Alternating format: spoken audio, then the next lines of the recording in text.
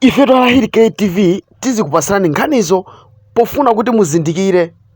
Osapanga mistake kuvotera munthu wokayikisa. Osapanga mistake kuvotera chipani cha nkhaza.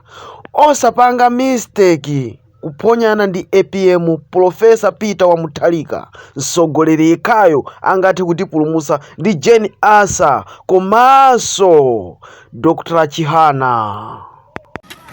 Lero ndi pa 13 iyi ndi chitipa deputy mukuiona iyi tukavota lachiwiri koma Ford yose mukumuona yose wina ali mashedi umo kutero kwa ali mkuona wakulira awa Ford asana gulid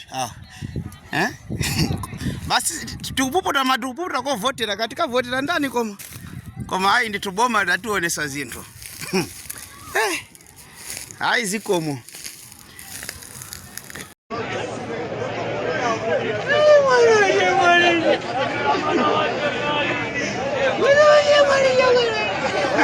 Mumulira watani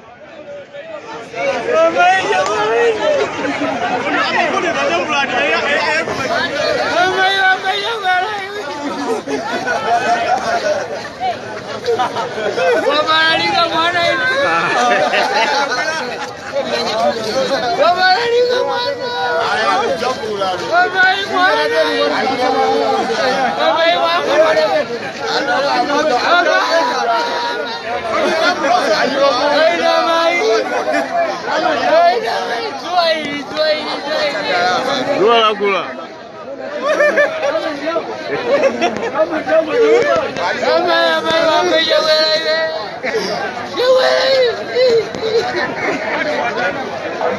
Watani chakwerayo.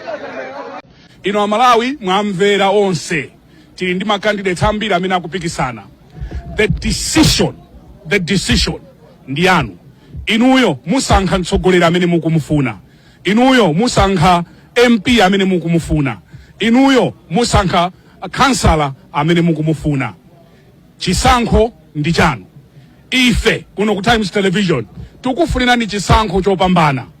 By the end of the day ndi chikhulupiriro chathu pokhala nafe monga ndanena kale lachiwiri mmawa kudzuka nthawi yabwino kusukusula tidzasamba pobwera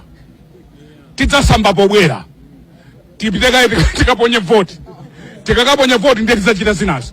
Ifenso amene timakonda kulawa pang'ono tidzalawe tikabwera kabanga tidzamwa tikabwera. Tili ndi ntchito yayikulu yoti tigwire pachiwiri pano.